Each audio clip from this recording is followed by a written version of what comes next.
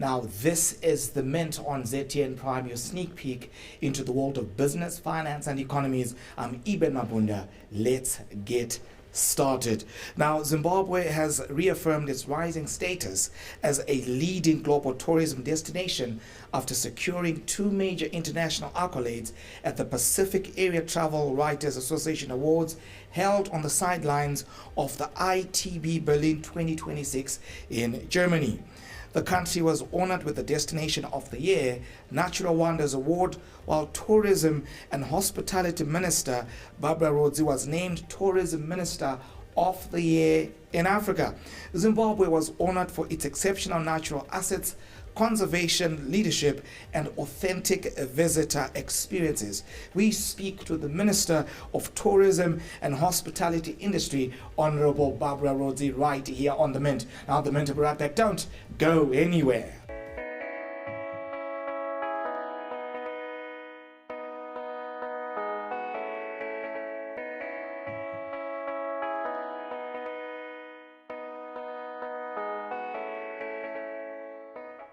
You're watching The Mint as a broadcast to you from Zimbabwe's capital, Harare. I'm Eben Mabunda.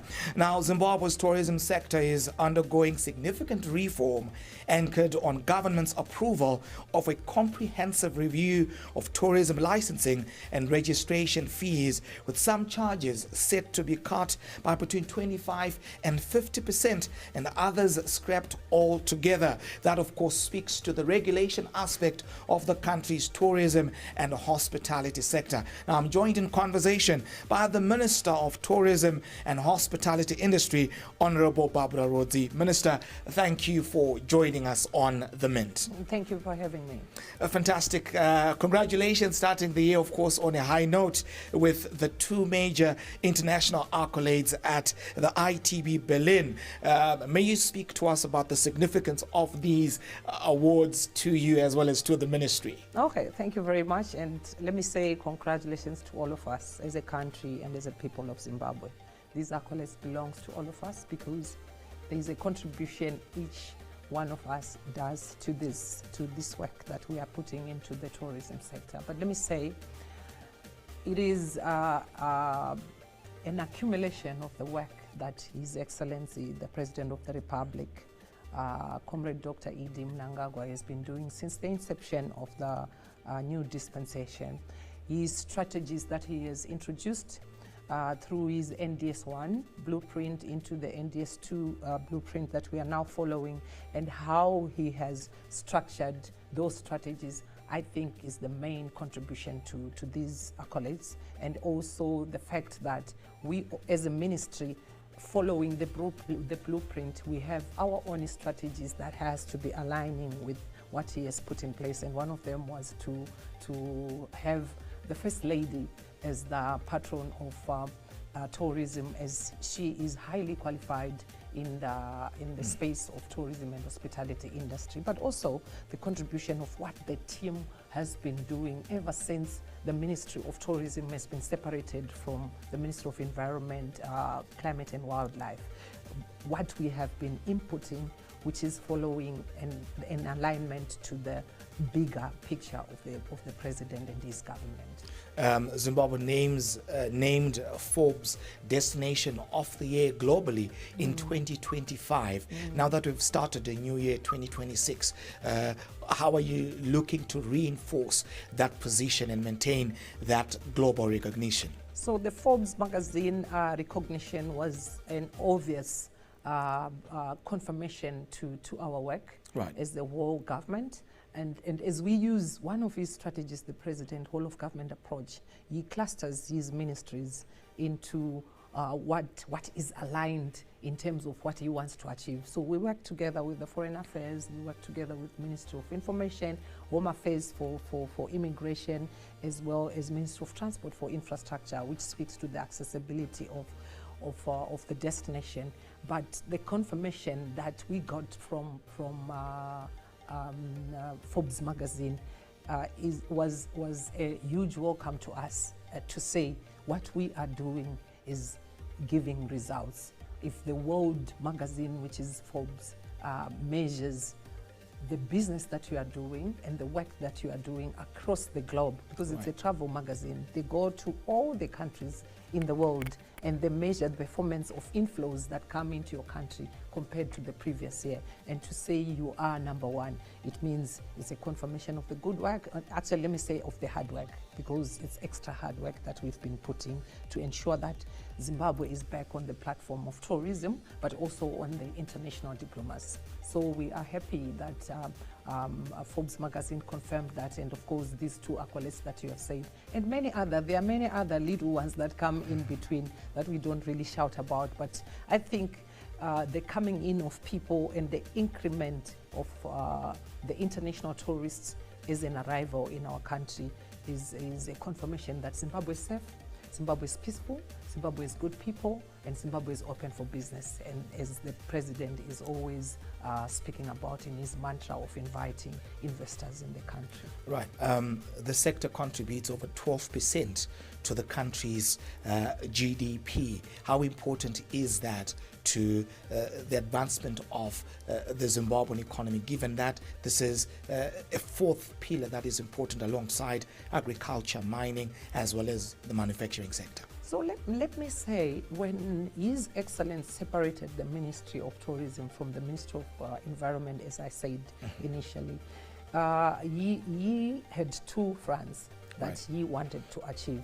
Economical growth, explicitly speaking about how much tourism can be putting into the GDP of the country. But also number two, addressing international diplomacy. As you know, we've been in political crisis with many Western countries placing Zimbabwe under sanctions. But as a strategy as well, he put tourism as a ministry on its own to address those issues together with Foreign Affairs. That's where we come together with Foreign Affairs, because everything that you see us are doing in terms of our culture, in terms of our which speaks to our music, our food, our dressing and all that, showcasing it to internationals, we are addressing the soft diplomacy. While Foreign Affairs goes hard on the hard issues, of course, that are more political and governance, but we are addressing the soft diplomacy. So from these two fronts, we are seeing that the work that we are doing using the president's strategies is now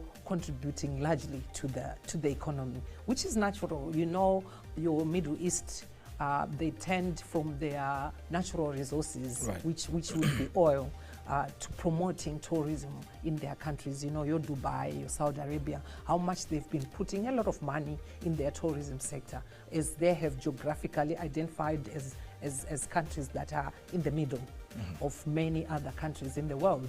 And they thought tourism would be much better a space to invest in with a huge return. This is what our president is now doing, because yes, we have our gold, and yes, we have our platinum, and we have lithium, so many metals that we are God-given in the country. And then we have our good agriculture, as we were the breadbasket of Africa, and we are returning to that, doing very well. But agriculture is controlled by climate change.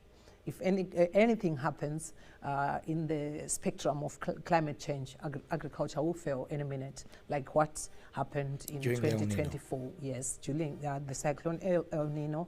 And then metals are not controlled, the prices are not controlled by us or by anyone in the world. Whoever controls them can do whatever that they want. Who knew that by this time diamonds would not be worthy as they used to be 10 years ago? Who knew that Chinese would be polishing diamonds to an extent that they can look like a natural diamond? So the prices for diamonds have gone down. But now we are heritage-based tourism, where we say Victoria Falls is only found in Zimbabwe. The Great Zimbabwe is only found in Zimbabwe. Lake Kariba is in Zimbabwe. The Eastern Highlands are in Zimbabwe. Nothing, even if Cyclone Idai came, whatever the destroying that it did to our landscape, now it turned out to be tourism. People are now going to watch those rocks that rolled down, and it's tourism. So tourism is an anchor that can make any economy survive, regardless of anything else that is controlled by climate change and that is controlled by world prices. So we think we need to work hard and continue working hard in case anything happens to our agriculture or anything happens to our metals, the big giants of our economy. So this is why the president is pressing on tourism and manufacturing, because we are almost at par with manufacturing. With your Manizes coming into play, that's huge, the biggest steel plant in the country. So if anything happens, we'll continue producing steel. But you know very well that our economical crisis back in the years also affected the manufacturing side of things. So tourism has to continue doing quite well and to improve in the country. Well, you did speak to Victoria Falls, of course, as a major tourist attraction here in Zimbabwe. We also have other destinations like Kariba.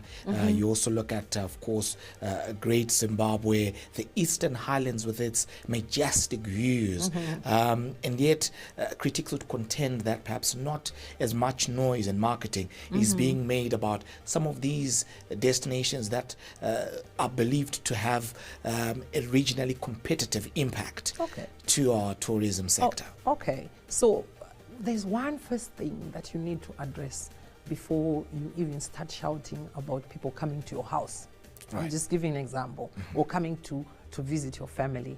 It's infrastructure. When visitors come, where are they going to sleep? Or accessibility to your place. Yeah. Right. So Kariba, beautiful. Eastern Highlands, I think it's more beautiful than Vic Falls. I mean, that's my personal perception. I love Eastern Highlands. Go to Honde Valley. This is why Jeremy Clarkson shouted about Honde Valley and to say, I've never been to any place like this in the world. So why we have been sort of preaching a lot about Victoria Falls, is because government have deliberately put money into infrastructure, accessibility infrastructure in Victoria Falls. We have the best airport in Victoria Falls, which belongs to a community called the Kaza region. We have Katima Mlilo for Namibia there, and we have Kasane for Botswana, Livingstone for Zambia, and then Angola in the top corner. But and that region is called Kaza region, where we share the same animals and people, we are the same, and the water, the Zambezi. But within that region, Zimbabwe is the one that has become a hub at the moment because of our airport infrastructure, which is the biggest within all these small cities that have the Kaza region. So Victoria Falls is easy to sell because you sell, we know we have the backup. People can access in Victoria Falls anytime. Now this is why we have your Eurowings that are now flying into the country. That airport is a capacity, a landing capacity of A380 aircraft. Livingstone doesn't have that. So this is why we have become a hub. So big airlines can land in Victoria Falls and people can then spread to wherever that they want to go, despite the fact of us having the beautiful Victoria Falls. But them landing into our country only is enough to be the best place to land in the Kaza region. So Victoria Falls is easy to preach about. But last year, I think you have seen that as a way of wanting the world to know all our destinations that we have, the beautiful heritage that we have across the country. We introduced the devolution of the devolving of the Sanganai Travel Expo, which is the biggest that we always host in the country, and we took it to Manicaland because we have buyers, we call them buyers in our language, who come for Sanganai to learn about the Zimbabwe destination as a whole. And we thought last year, 2025, would take them to another place and not to Bulawayo where we used to take them, because Bulawayo was more related to Victoria Falls strategically. But now we are taking them to Mashingo this year for 2026 in the realm of wanting to advertise Great Zimbabwe and Tugwemkose and all the other places that we have, Lake Kalm, Tirikwi, and so forth. But what is more important is the infrastructure. So when we took Sanganai to Manicaland, this is why you have seen the Grand Reef Airport is now working.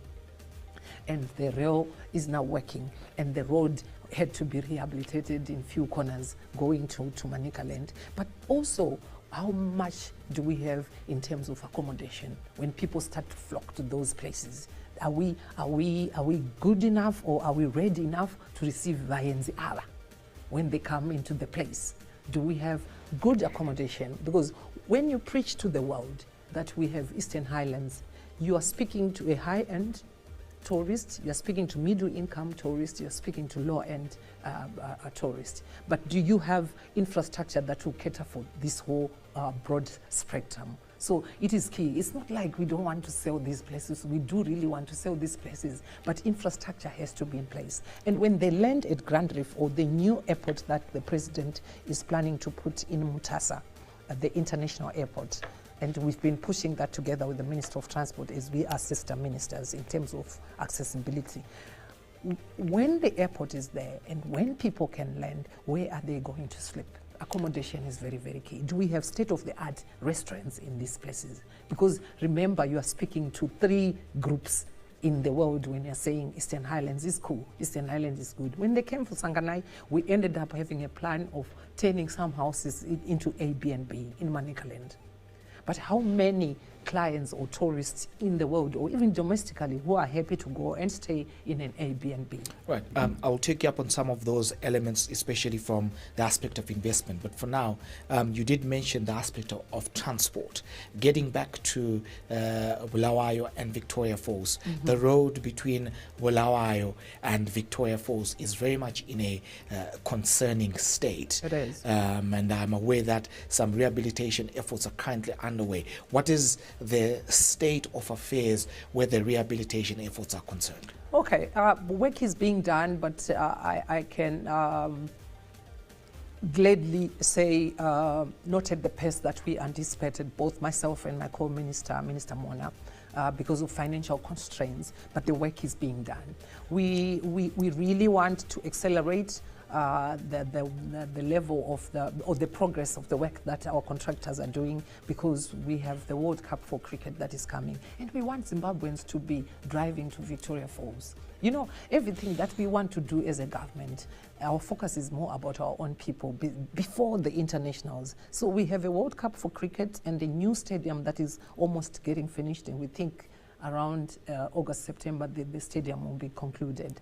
But how can Zimbabweans travel to Victoria Falls from Harare, from Norton, from Mutare, from wherever, using this road? So it is very important to see that road being concluded as soon as possible. But of course, you know, we're doing all our work brick by brick, stone upon stone as a strategy. We are a country that is under sanctions, we must remember. So we are using our own resources in terms of construction, new infrastructure, and mariacho inowandirwa. So we are fighting as much as we can, and we thank the Minister of Finance and his team, the Treasury team, that whenever that they are able to give us a chunk, they are giving us, and the work will be progressing. But we know very well that it's a concerning issue. Right, you did speak to the fact that there is need to amplify the accommodation facilities, not just in the Eastern Highlands, but even across the country, Bulawayo, Victoria Falls, and so forth and so on.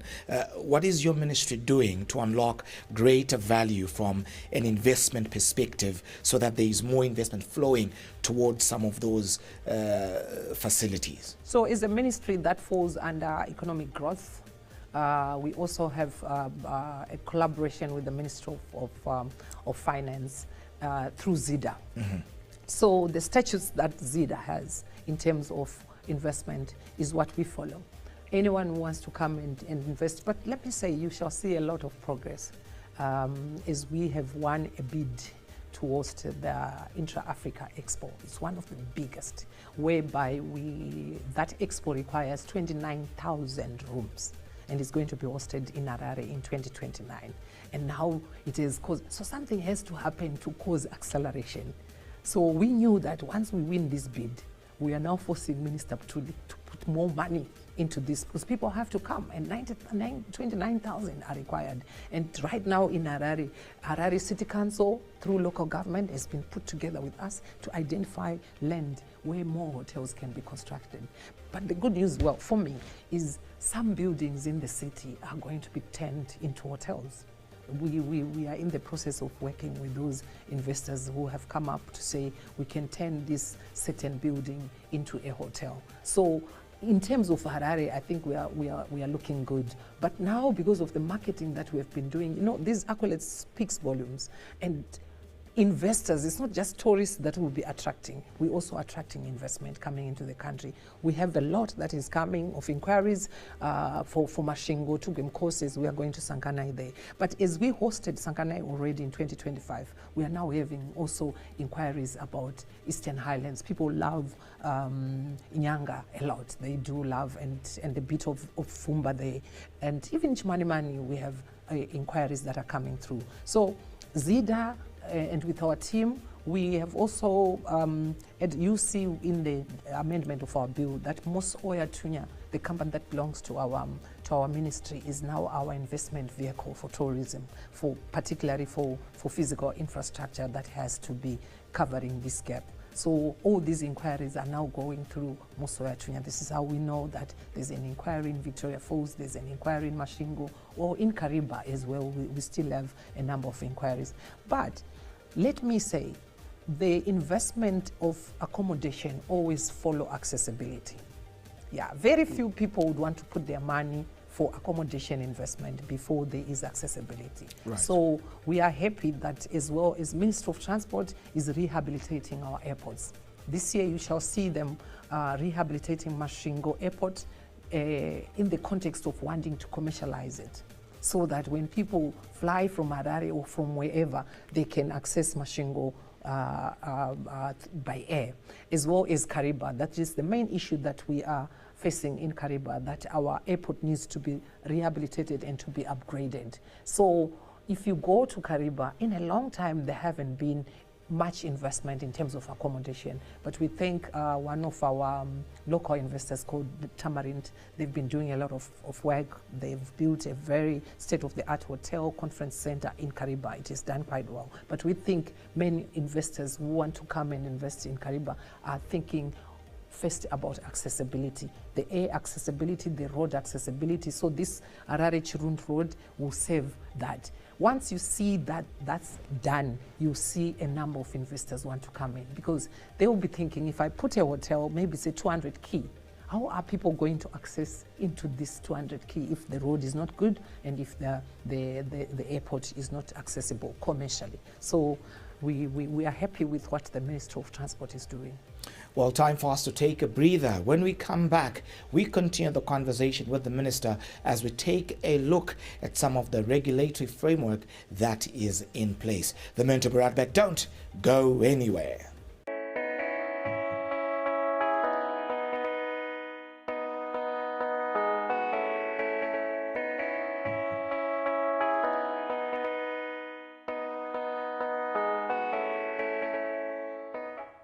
Didn't graduate. I guess I blew it. You couldn't advise him anything. He would just look at you and say, so who do you think you are? We were just like really spoilt. And then they just give me the receipt and I'd pay. The guy walks in one day and then he says that he wants to make a movie. He was blowing the money. There was just like this habit that he had where as soon as he got money, it was gone. I just didn't have the skills or the experience. This money, I could see it disappear so fast.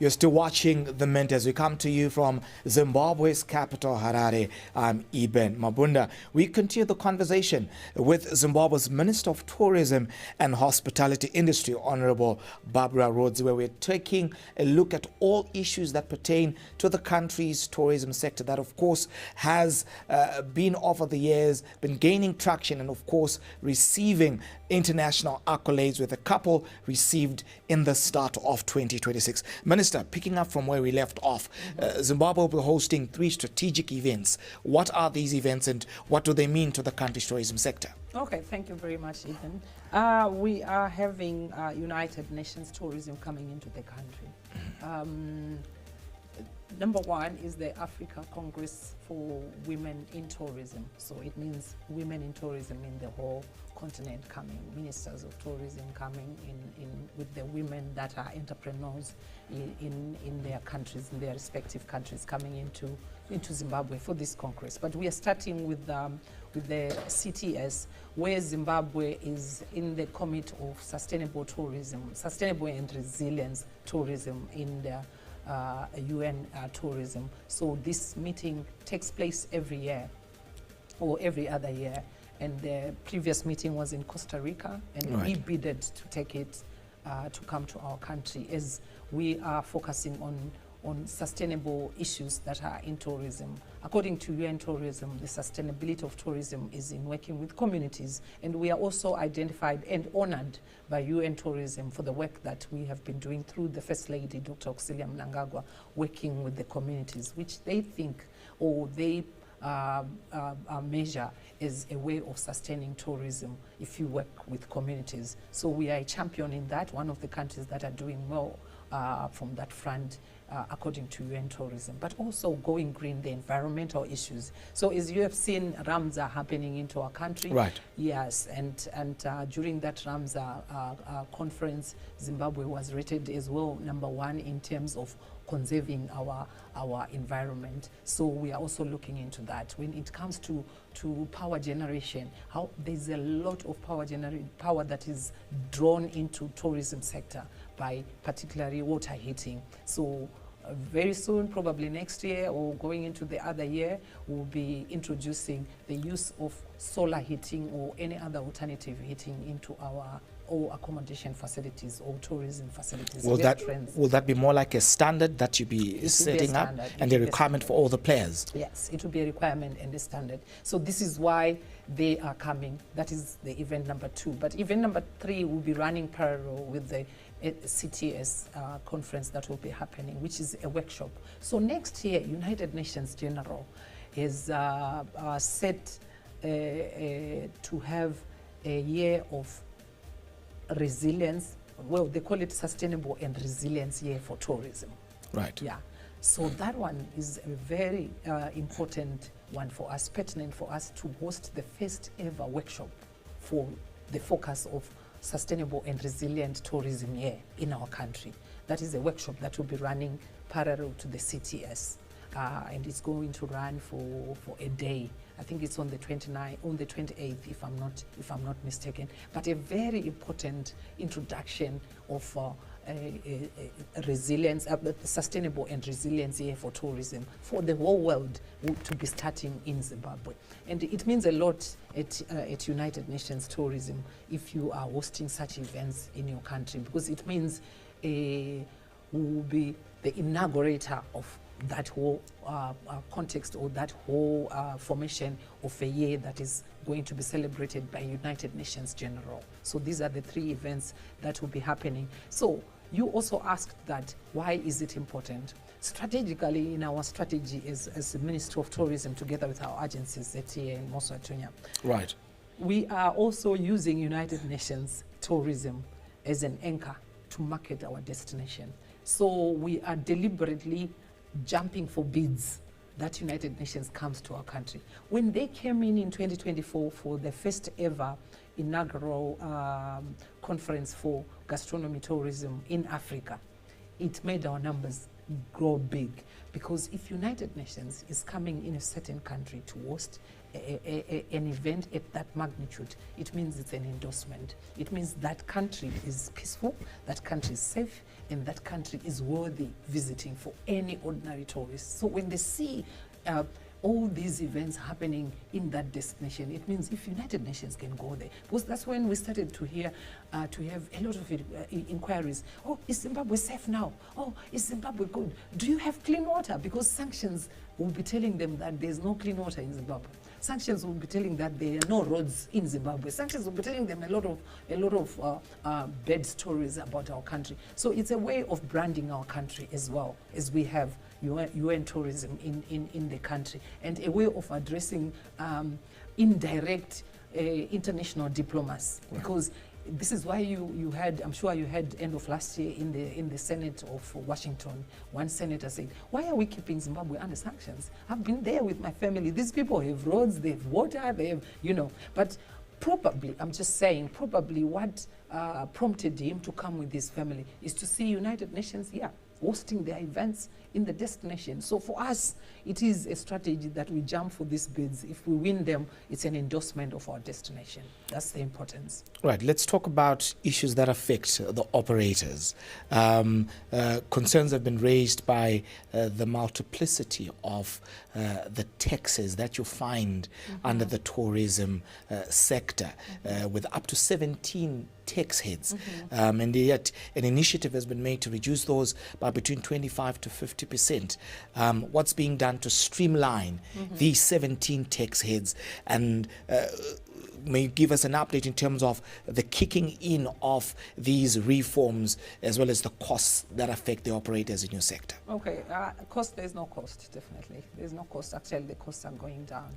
But to say Minister Mtuli and his team have brought down the licensing and some of the taxes down by half. And as you rightly said, some have gone down by 25% and some have gone down by 50%. It's a lot. It's a huge cost that has been put down, particularly for addressing the issues of barriers to entry in any business, and more so tourism is a low-hanging fruit. So it's good news, let me say. It's good news to our operators and to also prospects, to prospectors who want to come into our tourism sector. Just to know that to start a business, just to register is $20. And if you are constructing a 5-star hotel, it's only $2,500 that you have to pay for a license, a 5-star hotel. And it goes down to by the stars. So some have gone down to $300 for a license of 1 year. So I think on the cost issue, it has gone down. But Minister Mtuli is not ending there.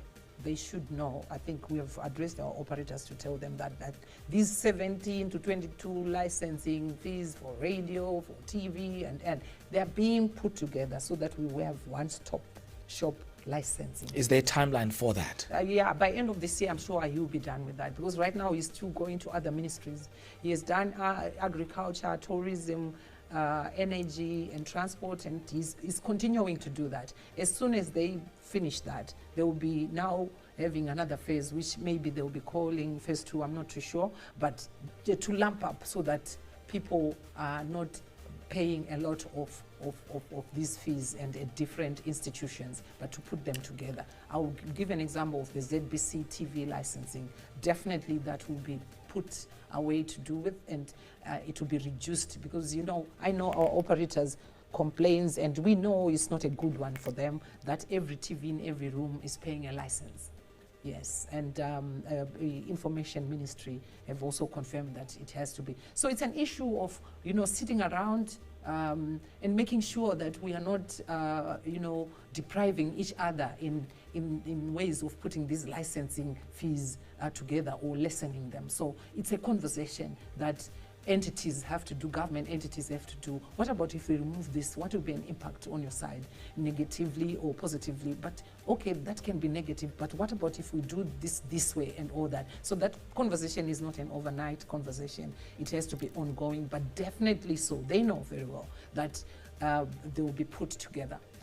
However, we are telling our operators not to worry much about that, because we have provincial officers in all provinces. And we've asked the PSC on our ministry structure as well as ZTA to have district officers, just to lessen the burden for the operator who is in Mashingo to come all the way to Harare. Our provincial officers are the ones who have to be doing that work. The person who has a business in Mashingo, in Manicaland, or in Mat South or Mat North have to go to our office and say, this license is expired. Whether it's a license for ZBC or it's a license for another entity, it's us who have to be doing it as a mandate that we are given by the president, because one of our biggest mandate is facilitation, whether it's in investment but also in the operation of the tourism business. So yeah, lumping up we shall be, and also now to lessen the burden, they must be going to our provincial officers and they do the dirty work. That's our job. They must just operate their businesses. Right. There is also, again, the subject of registered versus unregistered players that you find in the sector. Your ministry, in the start of the year, has been through the ZTA running a blitz to make sure that all operators are registered and all Airbnb players within the sector are brought on board. What's been the progress that has taken place on that end, and what's been the degree of engagement with the players within the sector? Yeah, a lot of work has been done, and let me thank the new CEO, Dr. George Manyaya, who has come in and doing this. He's just following his mandate that we gave him. His mandate is so simple: market the destination, which is promotion of the destination, and regularize, because we are ZTA is a regulatory institution for licensing and ensuring grading standards are proper. You agree with me that some of the standards in our facilities are not up to, up to the expectation of the consumer.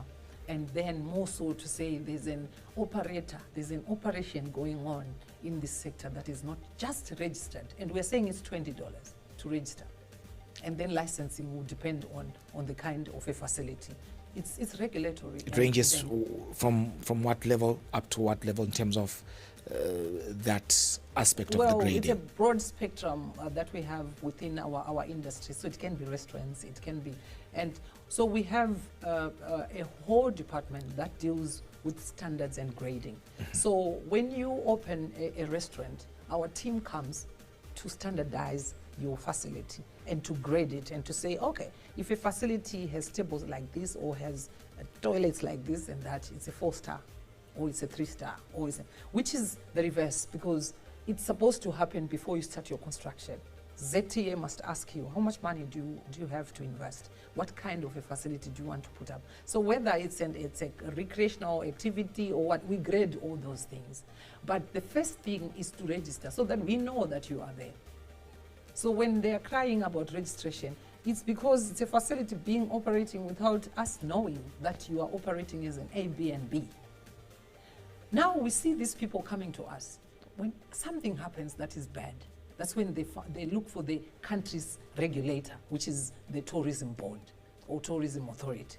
That's when they go, dakacha negas, oh, something happened. I slipped in the bathroom, because there are wrong tiles in that bathroom. And it's actually mandatory that the government and the operator have to compensate this client. But half the time, maybe 3/4 of the time, to be honest with you, we go to these facilities, they are not even registered. We don't even know that they exist. So we're just saying, register so that we know, and then we license you so that you are operating legally. And you need to be paying what belongs to Caesar. You don't go and operate any business in any country and not pay the government what belongs to them. Give us what you have to give us. You have to be paying taxes for the business that you're operating. You also have to pay tourism levy for the business that you're operating, because these are statutes within our industry. You are operating, and they've been operating for many years, my dear. Yeah, they know they've made money without no one coming to them, and it's time. It's just time. We have to regulate, because as we are marketing and positioning our destination, as I told you earlier on, we need to make sure that we have a backup. Backward integration, forward integration, very, very key. So we are busy marketing and we are winning these accolades, and people come, there's no accommodation that is up to the standard. So to standardize that, we have to grade. And to grade that, you have to be registered and licensed. So that's what the CEO and his team are doing. Right. Government has introduced a new tourism development blueprint aimed at strengthening the sector's contribution to the economy. Of course, this was launched late last year. What are the important reforms that are contained in this very strategy? Okay, it's more that policy document, or the blueprint, as you call it, is more for the sector to ensure this issue that we're just talking about, regularization of our sector, putting things into order. One key issue is about the human capital. As you know, over the years, we have human capital drainage in our country for obvious reasons. But are we replacing that?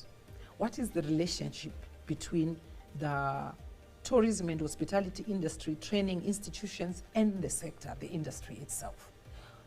Are there gaps? How Right. do we close those gaps? Skills, very, very important. Very, very important, because you know tourism is evolving every minute. By the time I came here and I go outside, things may have changed in our sector. Right. It's a very fast moving sector in terms of evolvement. Are we up to speed with that as a country? Because yes, Forbes has written us, Patois has said we are number one, this and that. But when people come, they want to see us also giving them the same standards that they get in South Africa, that they get in Tunisia, that they get in Egypt, that they get even when they go to Italy, Spain, and France. Are we up to speed with that? This is why we are speaking a lot about human capital, but a lot also about infrastructure development.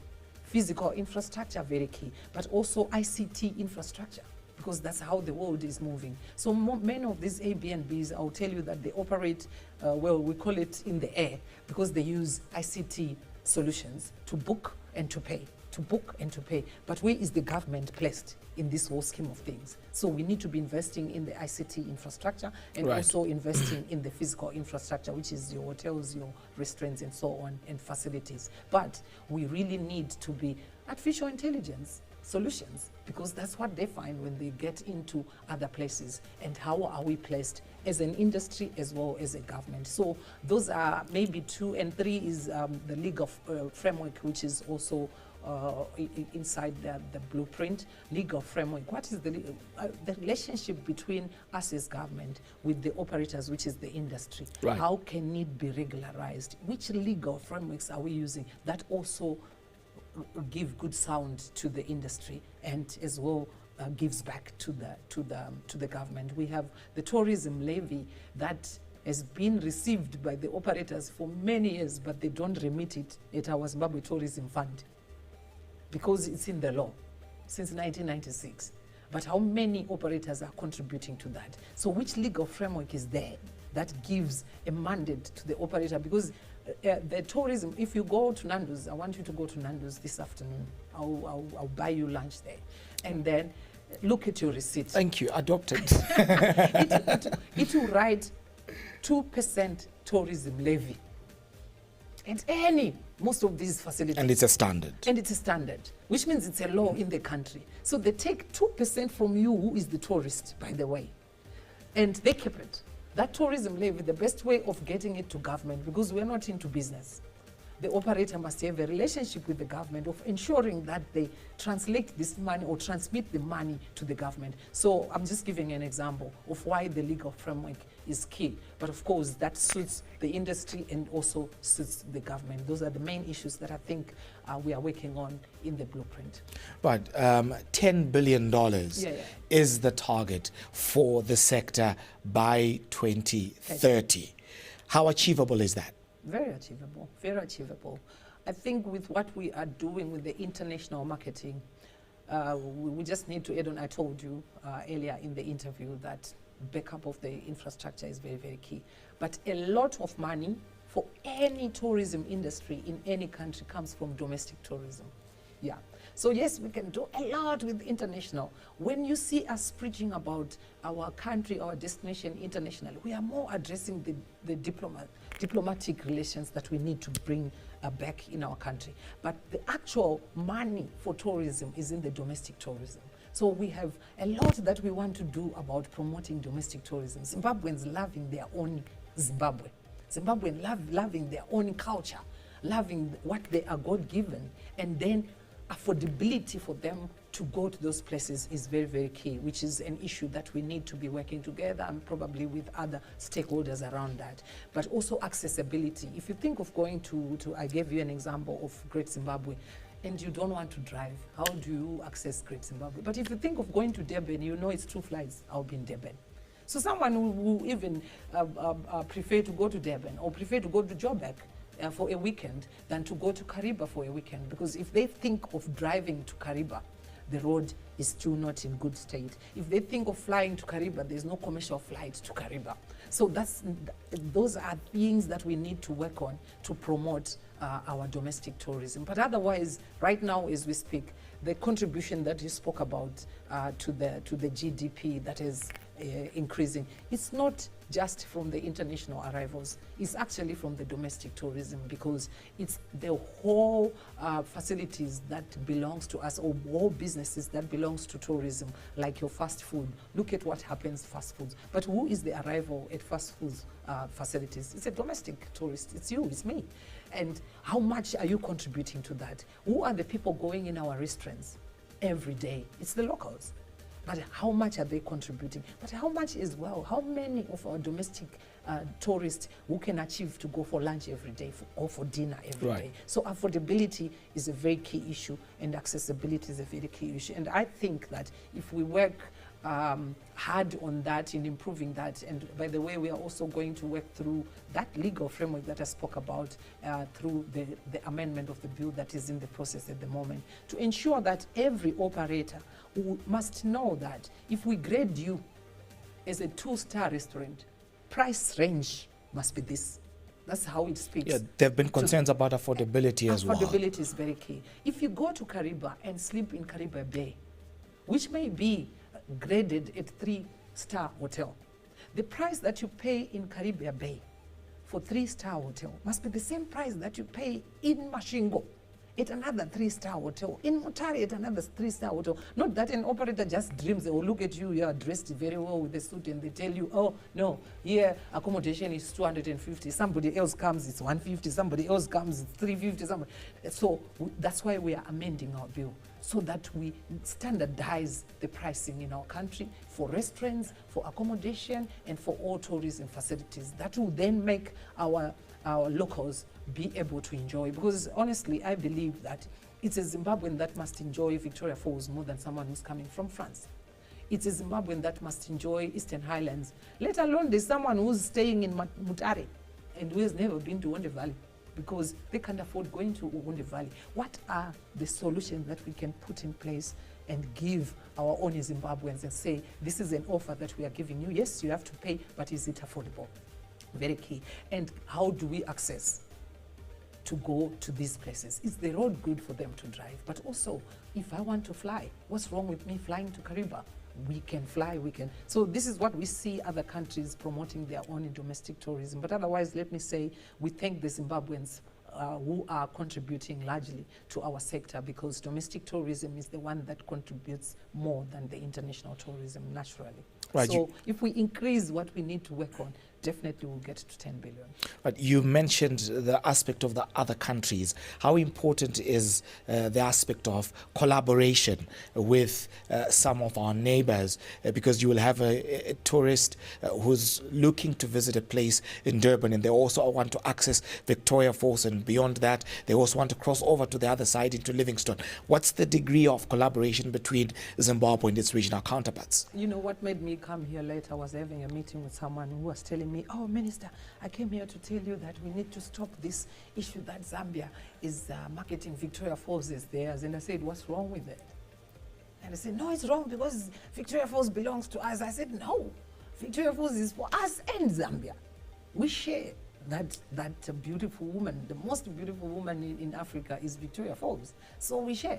But Victoria Falls, the back of the woman is in Zambia, and the front part of the woman is in Zimbabwe, and we are lucky like that. Right. So it's because the new tourist, or the tourist of today, so to speak, when they are traveling, because of travel costs, when they think of going holiday, now they say, I'm going to Africa, but which part of Africa? Southern region. But when I go there, this is the only opportunity that I think my next travel or my next holiday will be in 2 years or in 3 years, because of cost constraints that everyone in the world is suffering. So it has forced us as countries to come together. This is why you see people in Cape Town advertise Victoria Falls. It's not them who are wanting to advertise Victoria Falls. It's not Zambia who just wants to advertise, or Namibia, or particularly those who are in the Kaza region that I spoke about earlier, or South Africa. But it's the tourist who's demanding that. When I come to South Africa, I want to do Durban, I want to do Joburg, I want to do Cape Town, but I want to do Victoria Falls. Right. Yeah. When I come to Zambia, I just don't want to do your safari in Zambia, but I want to do Victoria Falls, but I want the back and the front of Victoria Falls. Yeah. So we are forced as countries or as governments to work together, which is good, because here in SADC our relations are quite very conducive. So we speak to each other as ministers, and then our industries as well, our sector, they also have their own ways that we put them together and they talk about this. And our travel operators are putting these packages together. So it's good that Zimbabwe, whilst we say, oh, Victoria Falls is beautiful, Zambia says the same, Cape Town says the same. But these tourists, when they arrive in Zimbabwe, even if they would be told that Victoria Falls is in South Africa, don't worry about it. Because when they land in Zimbabwe, they shall see that they are now in Zimbabwe, because they'll be asked for their passport. And immigration will do the stamping, and they'll say, oh no, it's not actually in South Africa. This place is in Zimbabwe. And from there, we are seeing that the confirmation is many tourists, when they come back for a second round, they're starting with Victoria Falls now. And this is why we do those meet and greet that you see us doing on TV or in social media. The language that we'll be talking, oh, welcome to Zimbabwe. And when we talk to them nicely, they tell us, oh, you know what? I actually thought Victoria Falls is part of South Africa, but this time I came with my family to start in Victoria Falls, because last time we then discovered it's in Zimbabwe. This is so beautiful.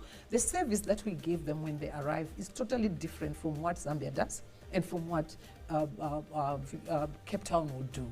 This is the reason, one of the reasons why we go and meet and greet, why we are there for them, why we use our culture, you know, to give them warm service and all that. Then they will know that, no, Zimbabwe, I'm treated different from Cape Town or from South Africa, or different from Angola, or wherever that they would be. But it's a mandate that we should come together, because the tourist is demanding to come to 5 or 3 countries when they travel, once from Washington or once from France or wherever they're coming from. Well, just before we close, I've seen your ministry intervening to ensure that our international guests are very well taken care of. What are you doing to ensure that members of the public, the communities in the different districts and provinces that we have, are more hospitable to the tourists when they come to Zimbabwe? I was very happy yesterday to watch a video that someone took randomly, I don't know who did that, at Sam Levy, asking people about their country. And they say, I love Zimbabwe, I love our language, I love our food, I love how we dress and what. It's all culture and heritage. This is why we clustered our tourism. The strategy about clustering our tourism sector was to analyze, across the whole sector, what exactly it is that we should do to promote that. Wildlife, medical tourism, sports tourism, and So when you're speaking to somebody, some people just love sports. Yeah. And then for them to know that actually when they are going to watch Highlanders and Dynamos playing, they are being a domestic tourist. And then you say, what do you love about this? So we are using our culture and heritage to address these whole issues among us. There's something that is coming up. I'm sure you'll be invited by our media team very soon, I think in 2 or 3 weeks, that we are launching, that speaks to wanting every Zimbabwean to take pride. We don't want to market our destination on our own. Yeah, we want every Zimbabwean to be selling the destination. We want every Zimbabwean to be demonstrating that Zimbabwe is open for business, Zimbabwe is safe, Zimbabwe is the place to be, because the people of Zimbabwe are very warm, because it's our the highest anchor of selling this destination is the people of Zimbabwe. We have something that South Africans don't have, Angolans don't have, Egyptians don't have. It's this smile that we have, the warmth, the resilience of working hard and all that. So how do we package that and put it into a context of marketing our destination, using our culture? How do we dress? Using our food. This is why we are promoting a lot of gastronomy tourism. You've seen that lady from India, a celebrity, said, I've only ate once in Zimbabwe and they are so beautiful. And absolutely, now she's coming. We are inviting her to come to really promote our Madura and Matrimbi. It's our culture. It is our culture, and everyone has to be doing that. And you know that the tourists of today, your age, the young tourists, they no longer want to come and do bungee jumping. They no longer want to come and do these activities, but they want to have a culture exchange. Right. They want to come and do Pfumvudza Kumsha, and they enjoy that. They want to go and join the Roora ceremony. And they say, we were in Zimbabwe, we learn about their culture. You know what they do when they're getting married and what? So it's storytelling. That is authentic tourism. that UN tourism is talking about. Sustainability of tourism is in the authentic experiences that you give people. So authentic experience is kana mashika pamusha tokupa chekudya chepano. Pamucharara chaipo chaipo is an experience.